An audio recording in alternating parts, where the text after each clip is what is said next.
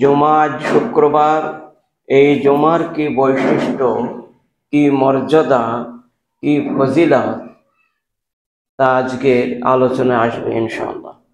ওয়ামা তৌফিকি ইল্লা বিল্লাহি আলাইহি তাওয়াক্কালতু ওয়া ইলাইহি উনীব। জুমার সালাত আর জুমার এই নামাজ বা শুক্রবারের দিন এর প্রচন্ড মর্যাদাপূর্ণ বৈশিষ্ট্য রয়েছে।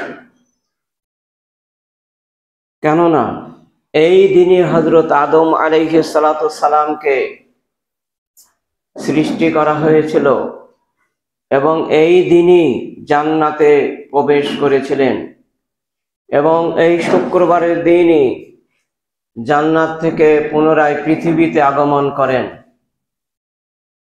এবং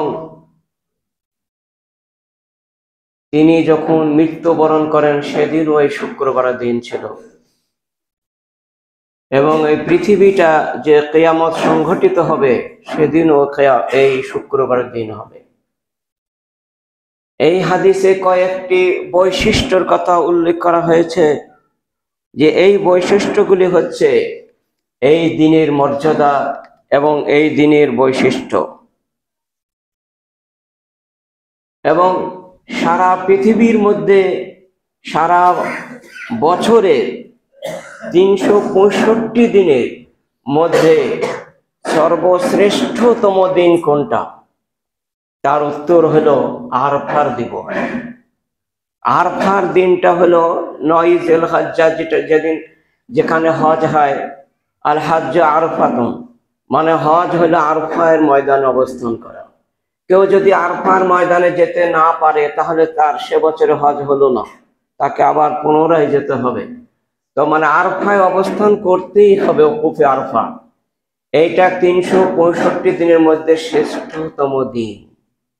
আর 365 দিনের মধ্যে সর্বোৎকৃষ্ট সর্বশ্রেষ্ঠ রাত কোনটা? সেটা হচ্ছে লাইলাতুল কদর, ভাগ্য রজনী। রমজান মাসে শেষ 10 দিনে বিজর রজনীর, এটা হচ্ছে সর্বশ্রেষ্ঠ। 365 দিনের মধ্যে সর্বোত্তম রাত হলো শবে কদরের রাত বা লাইলাতুল কদর। আর 365 দিনের মধ্যে দিনের মধ্যে শ্রেষ্ঠ হলো আরফার দিন। আর 12 মাসের মধ্যে সর্বোত্তম মাস হলো রমজান মাস, শ্রেষ্ঠ। আর সপ্তাহে এই 7 দিনের মধ্যে সর্বোত্তম শ্রেষ্ঠতম দিন হলো এই জুমার দিন। এই দিনের যে মর্যাদা যে অক্ষুণ্ণ রাখবে তাকে আল্লাহ তাআলা মর্যাদাবান করবেন কাল কিয়ামতের মাঠে। আর এই দিনের গুরুত্বটাকে, মর্যাদাটাকে যে ব্যক্তি ব্যর্থতা করে দেবে, অলসতার সঙ্গে জীবনযাপন করে এর কোনো গুরুত্বই থাকলো না, তাকেও আল্লাহ তাআলা ওই দিনে মর্যাদাবিহীন করে তোলাবেন। সেজন্য এই জুমার দিনটা খুবই মর্যাদা।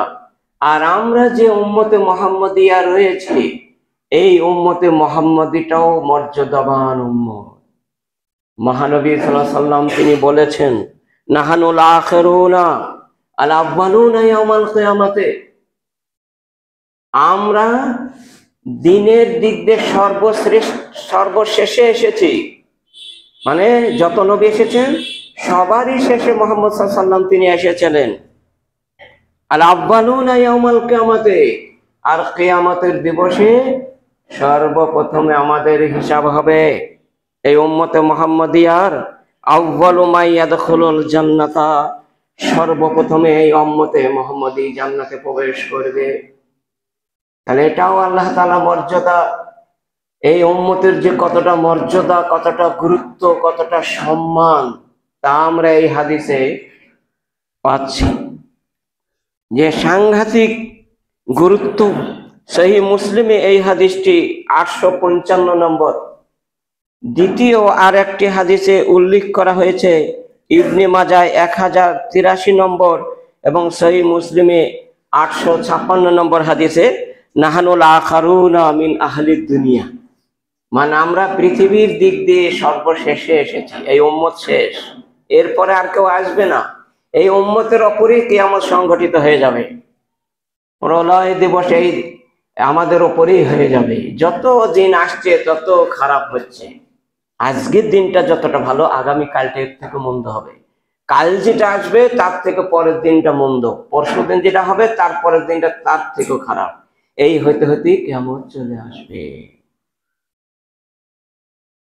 ওয়াল আখারুনা ইয়াউমাল আউয়ালুনা ইয়াউমাল কিয়ামতি, আর কিয়ামতের দিনে কবর থেকে, বারজাকি জীবন থেকে ওঠার পরে সর্বগ্রিম আমাদের হিসাব নেওয়া হবে, আমরাই আগে থাকবো।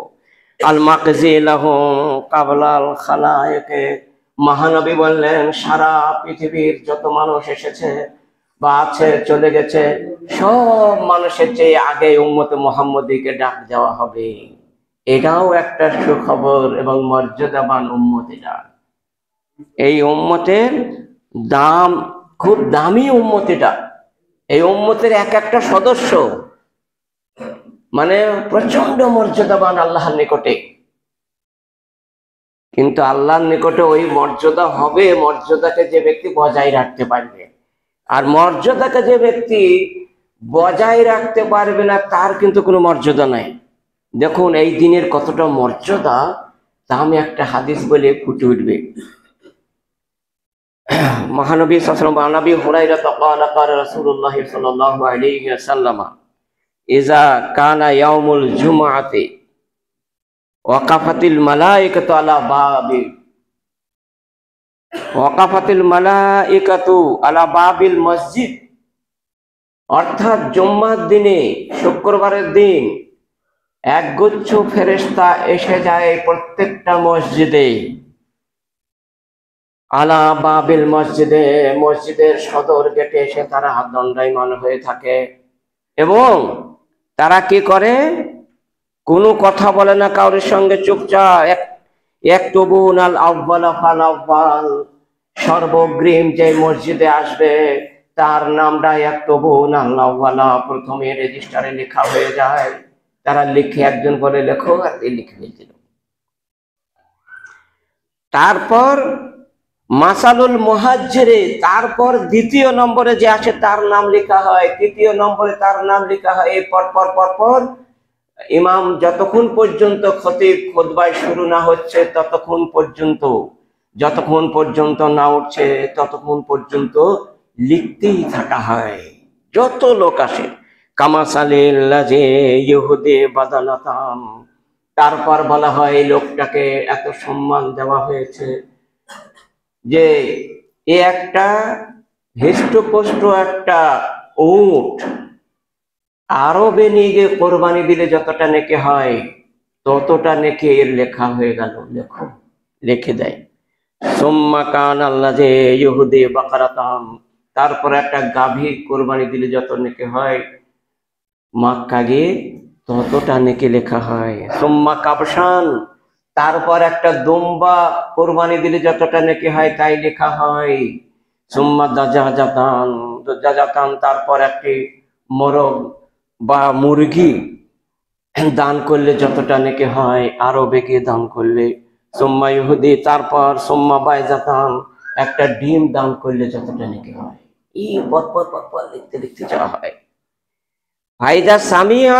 ফাইদা খারাজাল ইমাম, এবার ইমাম সাহেব কি করলেন, উঠে পড়লেন মিম্বারে। তাওয়া সোহপাহম, ওই ফেরেশতাগণ তখন নিজের রেজিস্টার, নিজের দফতরটিকে গুটিয়ে নেন, বুঝিয়ে দেন, পাতাগুলা সমস্ত বুঝিয়ে দেয়। আর ওয়ায়াস্তামিউনা যিকরা, আর নসিহত শুনতে তারা এক খেয়ালে তারা নসিহত কান পেতে তারা শুনে কি বলছে। তারা টু শব্দ করে না, একদম নিস্তব্ধ, নীরবতা বজায় রেখে অতগুণ ফেরেশতা এসেছে, সমস্ত ফেরেশতা চুপচাপ কেটে এখন দাঁড়িয়ে আছে আর খুতবা শুনছেন। কি বলছে সেগুলো কান পেতে খুব মনোরম ভাবে, মনোনিবেশ ভাবে, মনোযোগ করে ইয়াস্তামিউনা যিকরা, তারা এই কোরআন এবং সহিহ হাদিসের জিকির শুনছে।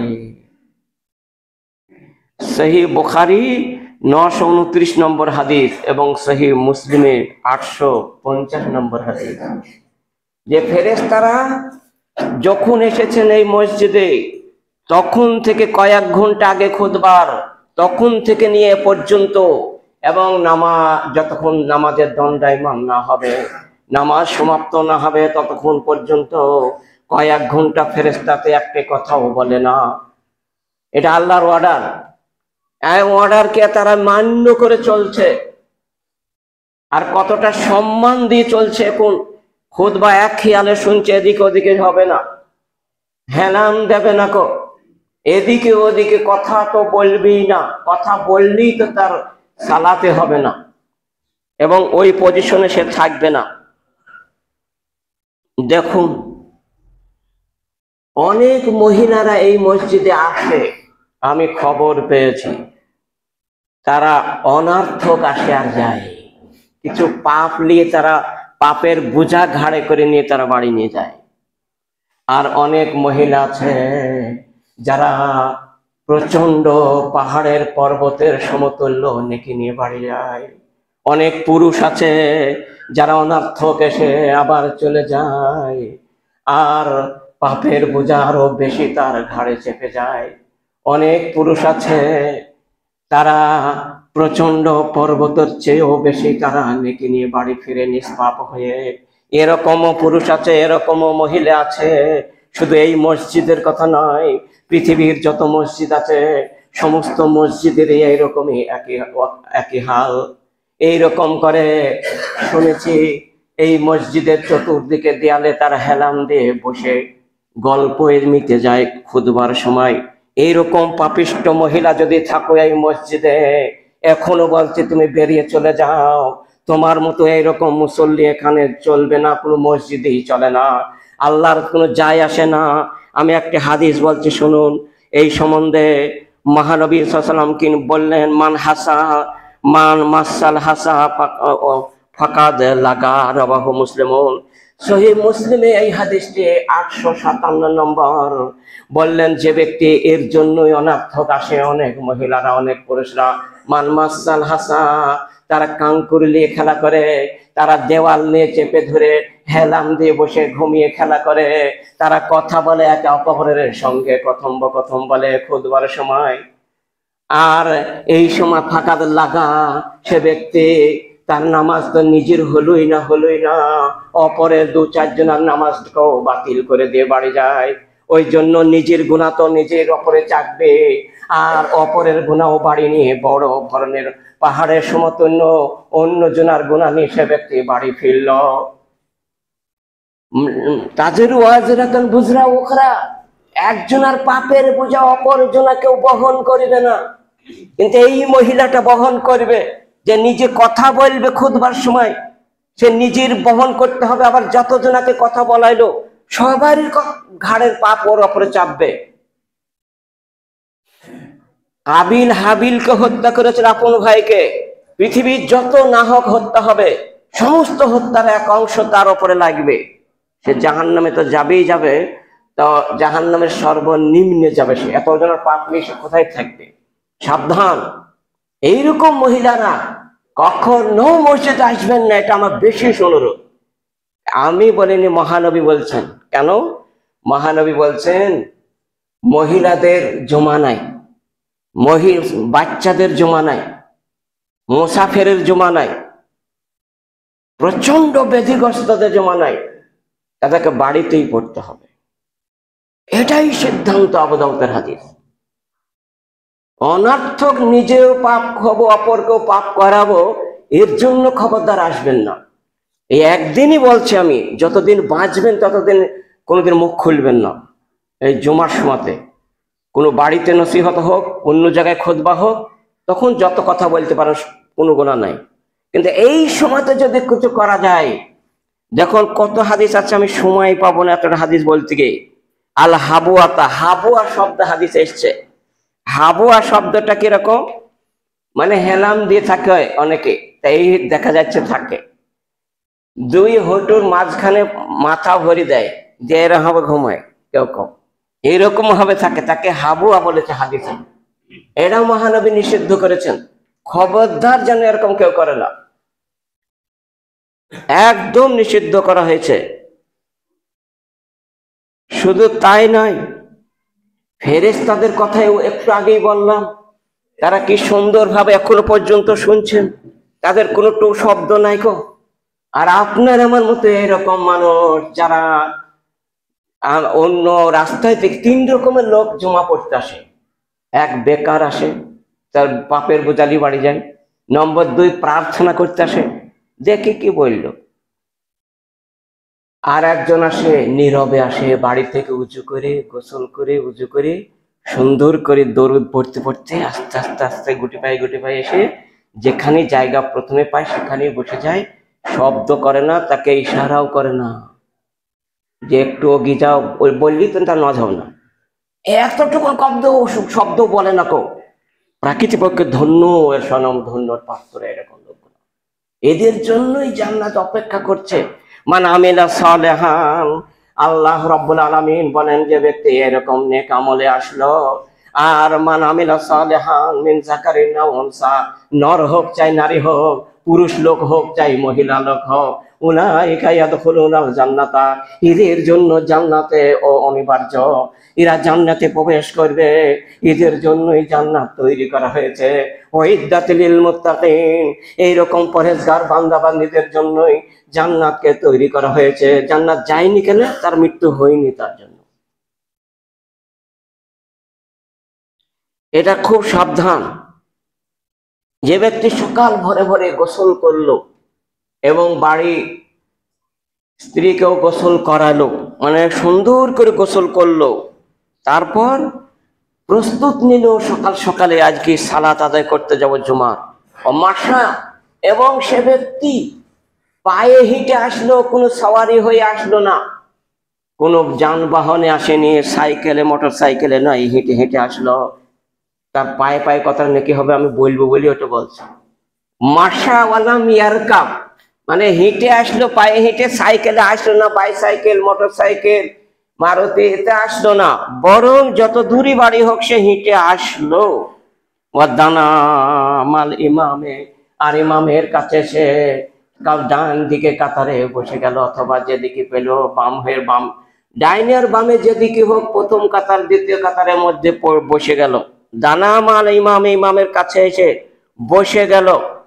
হাস্তামা, প্রচন্ড মনোযোগ দিয়ে এক খেয়ালে তার দিকে তাকিয়ে থাকলো যতক্ষণ খুতবা হচ্ছে, এদিকে ওদিকে তাকাচ্ছে না। ওয়ালাম ইয়ালগু, আর কোনো অনর্থক কোনো কাজ করলো না। অনর্থক মানে একটু অগে যাও, এটা অনর্থক বলে। ডাইনে দিকে যাও, একটু বাঁ দিকে যাও, বা এরকম ভাবে চকা মারছে, একবার ঘড়ি দেখছে, আবার ওদিকে তাকাচ্ছে, এইরকম কিছু অনর্থক কাজ করেন, এক খেয়ালে ইমামের দিকে তাকিয়ে আছে এক নজরে। কান আল্লাহ, নবী আমার বলেন তার জন্য এইরকম খুতবাকারী শুননেওয়ালা মরদ এবং পুরুষ, এইরকম শ্রবণকারী শ্রোতা মণ্ডলীদের জন্য বেকুল্লে খুতবাতিন আমালু সানাতিন, প্রত্যেকটা পায়ে পায়ে, সে যত পা হেঁটে এসেছে বাড়ি থেকে, প্রত্যেকটা কদমে কদমে, প্রত্যেকটা পায়ে পায়ে সানাতু আমালিন আজরু সিয়ামিহা ওয়া কিয়ামিহা, নবী আমার বলেন 1 বছরের সুন্নত রোজা রাখলে যতটা নেকি হয়, ও এক একটা পায়ে ততটা করে নেকি তাকে দেওয়া হবে। শুধু তাই নয়, আমালু সানাতিন, 1 বছর কোনো বান্দা বান্দি যদি তাহাজ্জুদের নামাজ পড়ে রাতে জেগে জেগে কেঁদে কেঁদে, যতটা নেকি হয়, একটা সে প্রত্যেকটা পায়ে পায়ে বাড়ি থেকে যত পায় সে তত বছরে নেকি সে লেখা হইয়া যায়। বলো আলহামদুলিল্লাহ। হায় আমার, হাদিস আবু দাউদে 345 নম্বর এবং সহিহ তিরমিজিতে 496 নম্বর হাদিস। হাদিসটা আলবানী সহিহ বলেছে। তাহলে যদি ওই হবে, যদি কোনো বান্দা বান্দি, ওই হবে যদি কোনো নারী পুরুষ যদি আসে বাড়ি থেকে এবং কোনো কথা নাই, এবং নামাজ শেষেও কোনো কথা না, আবার চুপচাপ দরুদ পড়তে পড়তে এসেছে, আবার দরুদ পড়তে পড়তে বাড়ি গেল, তারপর অন্য জায়গায় কথা হবে। এইরকম খেয়ালে যদি আসে, আর যে ইমাম সাহেব যা খুতবা দিলেন তার খুতবা অনুযায়ী কাজ করে, আর সেই ইমামকে যদি প্রচন্ড সম্মান দেয়, পিছনেও সম্মান দেয়, সামনেও দেয়, আর ইমামের কথা মতো জীবন যাপন করে, আল্লাহর নবী বলছেন প্রত্যেকটা কদমে কদমে, প্রত্যেকটা পায়ে পায়ে তার 1 বছরের রোজার সমপরিমাণ, 1 বছরের ইবাদত বন্দেগী করার সমপরিমাণ নাকি তাকে দেওয়া হবে। চারটিখানি কথা লাইটা, এটা নেওয়াটা খুব কম লোকেরই হবে, খুব কষ্ট করে আসতে হবে। তারপরে মানতাওয়াজ্জা, বাড়ি থেকে উজু হয়ে আসলো এবং দরুদ পড়তে পড়তে আসছে। আমি যেভাবে বলেছিলাম একদিন পড়ার জন্য, হয়তো মনে আছে এই দিনে 5টা বৈশিষ্ট্য আরো আছে। একটা, দরুদ পড়তে হবে খুব বেশি বেশি করে এই জুমার দিনে, গোসল করতে হবে খুব ভালো, এই দিনে ফরজ গোসলের মতো গোসল করে নিতে হবে, আর আতর পুরুষরা লাগাবে, মহিলারা নয়। তারপরে ভালো পোশাক পরিধান করে দরুদ পড়তে পড়তে মসজিদে আসতে হবে, পায়ে হেঁটে আসতে হবে। তারপর উজু হইয়া ফাহাসানা উজুয়া, নবী আমার বললেন উত্তম রূপে উজু করে আসলো, মানে প্রত্যেকটা অঙ্গ প্রত্যঙ্গ 3 বার করে সুন্দর করে কচলি কচলি ধুয়ে ধুয়ে উজু বানিয়ে আসলো মসজিদে। এইরকম ভাবে বলা হয় সুন্দর করে উজু আসলো। সুম্মা আতাল মসজিদা, তারপর মসজিদে আসলো আতাল জুমার নামাজ পড়তে। ফাস্তামা, তারপর খতিবের খুতবা খুব মনোযোগ দিয়ে শুনলো, ওয়ানসাতা, আর চুপ থাকলো, নীরবতা পালন করলো। গফরালাহ মা বাইনাহ বাইনাল জুমাতে, মহানবী আমার বলেন এই জুমা থেকে ওই জুমা পর্যন্ত যতটা গুনাহ হয়েছে সব তার ঝরিয়ে দেওয়া হয়, সব মাফ হয়ে যায়, বলে আলহামদুলিল্লাহ। শুধু তাই নাই, ওয়া সালাসাতু আইয়াম, আর বাড়তি 3 দিনকার যত পাপ হবে সব মাফ হয়ে যায়, আগামী 3 দিন পর্যন্ত ক্ষমা হয়ে আছে। তাহলে সহিহ মুসলিমে 857 নম্বর হাদিস। আমরা বুঝতে পারছি যে এই দিনের কতটা যে মর্যাদা, কতটা ফজিলত, কতটা সম্মানীয় দিন। এই দিনটা, এই দিনটাকে আমরা সম্মান দেব। মামিন মুসলিমিন, আবার একটা সম্বন্ধে দেখুন, মামিন মুসলিমিন, এমন কোন মুসলমান নরনারী নেই যে যারা ফালাইয়া তাওয়াজ্জা, তার উজু বানাইলো, সুন্দর করে উজু করলো, ফায়াস বেগল উজু, মানে খুব ভালোভাবে উজু করলো, আস্তে আস্তে ধীরে স্থির হবে। সুম্মা ইয়াকুমু ফি সালাতিহি, তারপর এসে মসজিদে যে তাহিয়াতুল মসজিদ 2 রাকাত মানান করে সুন্দর করে পড়লো। ফায়ালামু মা ইয়াকুল, আর যা পড়ছে তা সে জানে, মানে দোয়া দরুদ গুলো ভালোই জানে, সেই হবেই পড়ছে। ইল্লা ইন ফাতালা কায়াউমিন ওয়ালাদাতহু উম্মুহু মিনাল খাতায়া, মহানবী আমার বললেন ওই জুমার নামাজ পড়তে আসা মানুষটি, অথবা 5 ওয়াক্তের সালাত পড়তে আসা লোকটি বা মুসল্লি বাড়ি ফিরলো যখন, ইনফাতালা মানে বাড়ি যখন ফিরে যাচ্ছে সালাত আদায় করে, কায়াউমিন ওয়ালাদাতহু উম্মুহু মিনাল খাতায়া, মায়ের, অর্থাৎ যেদিন তার মায়ের গর্ভে থেকে নিষ্পাপ হয়ে সন্তান প্রসব করেছিল, সেই দিনকার মতো সে মসজিদ থেকে বাড়ি ফিরলো। এটা মহানবী বললেন লাইসা আলাইহি যামবুন, তার একটা গুনাহ তার আমল নামায় নেই, সব খালি হয়ে গেছে, শূন্য। বলো আলহামদুলিল্লাহ। সহিহ হাকিমে এই হাদিসটি 3508 নম্বর, এবং তাবারানীতে এই হাদিসটা 14370 নম্বর, যে এমন হবে সে ফিরল বাড়ি একদম নিষ্পাপ হয়, তার আর কোনো পাপ নাই গো। এইরকম ভাবে আমরা সালাত আদায় করতে আসবো, জমা ঠিক এইরকম ভাবেই আমরা আসবো, তাহলে আমাদের কিছুটা হবেই হবে ইনশাআল্লাহ। সেজন্য যে অনেক মুসল্লিগণ এভাবে কাজ করে থাকেন। আমি শুনেছি দোতলায় এরকম মহিলারা কাজ অন্যায় করে থাকে, এদিকে খুতবা চলছে, ওদের খুতবা আলাদা চলছে, এরকম হয়, কয়েক জমা হয়েছে। সেই জন্য আজ থেকে অনুরোধ রাখছি, মার্ক করবো আপনাকে, জানবো যে কোন বাড়ির লোক। সেজন্য দরকার হয় সেরকম ব্যবস্থা নেব। যদি আজকে থেকে যদি আপনি পরিবর্তন না করেন, নিজের সংশোধন সংযোজন যদি না করতে পারেন, তাহলে আপনার মতো মুসল্লি এখানে দরকার নাই, কোনো পৃথিবীর কোনো মসজিদই দরকার নাই, কাবা ঘরে গিয়েও আপনার কোনো নেকি হবে না যদি ওই রকম করে থাকেন সেখানে। সেজন্য অবশ্যই অবশ্যই সেদিকে সোচ্চার হন। আল্লাহ রাব্বুল আলামিন সূরা আহজাবের শেষ রুকুতে তিনি বলেন, ইয়া আইয়ুহাল্লাযীনা আমানু ইয়া আইয়ুহাল্লাযীনা আমানু তাকুল্লাহা ওয়া কুলু কাওলান সাদীদা ইউসলিহ লাকুম আমালাকুম ওয়া ইয়াগফির লাকুম যুনুবাকুম। আল্লাহ রাব্বুল আলামিন বলেন, হে আমার মুমিন পুরুষ এবং নারীগণ। কি সুন্দর করে আল্লাহ তাআলা বলতে চাইছেন, তোমরা শোনো, আত্তাকুল্লাহা, তোমরা আল্লাহকে ভয় করো এবং পরহেজগার হয়ে চলো। কোরআন এবং সহিহ হাদিসে যেটা বলছে সেটা মান্য করে চলো। ওয়াকুলু কাওলান সাদীদা, এবং সঠিক কথা বলো, মিথ্যার কাছে যেও না, সবসময় সত্যকে বজায় রাখো। ওয়াকুলু কাওলান সাদীদা মানে সত্য কথা বলো। তাহলে কি হবে? আল্লাহকে ভয় করে চললে, পরেজগার হয়ে গেলে, আর মসজিদে এসে কথা বন্ধ করে থাকলে, আর সঠিক কথা বললে, মিথ্যাকে পরিহার করলে কি হবে?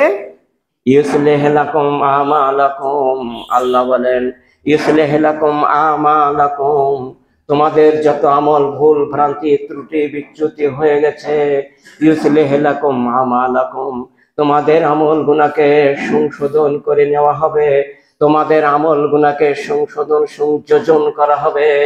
আইয়ুকবিলাকুম আমালাকুম, তোমাদের আমল সমূহকে কবুল করে নেওয়া হবে। ইউসলিহ লাকুম আমালাকুম ওয়া ইয়াগফির লাকুম যুনুবাকুম, এবং এর পূর্বে যত পাপ হয়েছে সব গুনাহকে মাফ করে দেওয়া হবে। ওয়া ইয়াগফির লাকুম যুনুবাকুম, আর এর পূর্বে যত পাপ হয়েছে মোচন করা হবে। তওবা করে আজ থেকে জবান বন্ধ করে আসুন, বলুন আর জীবনে কোনোদিন আমি মসজিদে পা দেওয়া মানে কথা হারাম, আর কোন কথা হবে না। মসজিদ থেকে পা বেরিয়ে যাওয়া মানে আবার কথা শুরু হবে। এইরকম লাগাম দিয়ে, এইরকম মুখকে আবদ্ধ রেখে, এইরকম ওয়াদায় অঙ্গীকার নিজে নিজের আত্মাকে দিয়ে আপনারা সমীক্ষা করে আসার চেষ্টা করুন। তাহলে কি করবেন? ইউসলিহ লাকুম আমাল ওয়া ইয়াগফির লাকুম যুনুবাকুম ফাকাদ ফাযা ফাওজান আযীমা। আর তাহলে কাল কিয়ামতের মাঠে সাফল্য অর্জন করবে, বিজয় হাসিল করবে, কাল কিয়ামতের মাঠে হাসি মুখে কামিয়াব হয়ে জান্নাতে প্রবেশ করতে পারবে। মান আমিলা সালিহান, যারা নেক আমল করে, মান আমিলা সালিহান মিন যাকারিন আও উনসা, যে ব্যক্তি নেক আমল করলো, আগে যা করতো সেগুলোকে পরিহার করে ছেড়ে দিয়ে এবং ভালো কাজের নিয়ত করে এইবার থেকে তওবা করে আর কোনো সময় কথা বলবো না মসজিদে, এরকম হারাম কাজ করব না, এইরকম মন মানসিকতা করে তওবা করে নিল নিরিবিলি। মান আমিলা সালিহান মিন যাকারিন, নয় পুরুষ এবং মহিলা, ওয়া হুয়া মুমিনুন, এরা আবার মুমিন হয়ে যাবে, এরা আবার আল্লাহওয়ালা আল্লাহ ওয়ালি হয়ে যাবে। এরাই সতী সাধী নারী, অবলা সরলা মাবেদা মহিলার মধ্যে গণ্য হয়ে যাবে, তারা যদি সংশোধন সংযোজন করতে পারে। ফাউলাইকা ইয়াদখুলুনাল জান্নাতা, আর আল্লাহ ইদাকে আবার জান্নাতে প্রবেশ করাবে। সেজন্য অবশ্যই আপনাদের জন্য আজকে এই খুতবাটা আলোচনা হলো। অনুরোধ রাখছি, যা কিছু ভুল ভ্রান্তি হয়েছে সেদিকে আল্লাহর কাছে ক্ষমা চাই নেবেন এবং আল্লাহ ক্ষমা করে দেবেন। তারপর আর কোনো সময়তেই মসজিদটা পৃথিবীর কোনো জায়গা নয়, এটা আল্লাহ তাআলার স্থান। এ রাউজাতু মিন রিয়াজিল জান্নাত, এরা জান্নাতের একটা টুকরোর ঘর। সেজন্য খবরদার এসবে বেয়াদবি করবেন না। এর মর্যাদাকে অক্ষুণ্ণ রাখতে হবে, এর সম্মানটাকে আপনাকে দিতে হবে, তবেই কাল কিয়ামতের মাঠে সম্মান আপনার আল্লাহর তরফ থেকে পাবেন। এই অনুরোধ রেখে আজকের এই সংক্ষিপ্ত আলোচনা ইতিদান আলাইহি।